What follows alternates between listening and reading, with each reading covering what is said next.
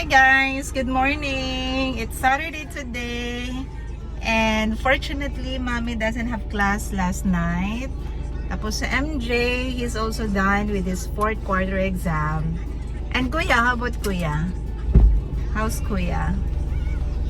Uy, say hi everyone. Hello Nonchalance, say good morning.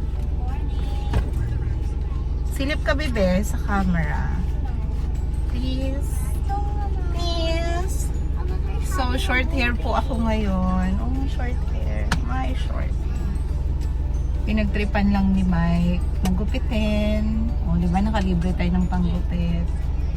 So, sana makatulong sa ating hair fall problem. So, it's like 6 a.m. Saturday today. Oh, ba't may ring light? May ring light pa sa likod. We are heading to Batangas for our family outing. Kasi sila MJ will go to the province this June. So we wanted to have our family outing first before they go to Leyte. Okay, so are you excited boys? So magsiswimming kami sa dagat. Mommy, look at me. Oh, snaps.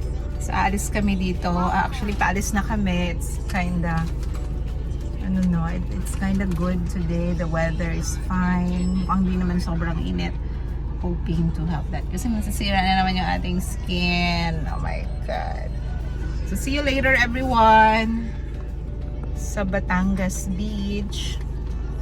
Okay, bye-bye.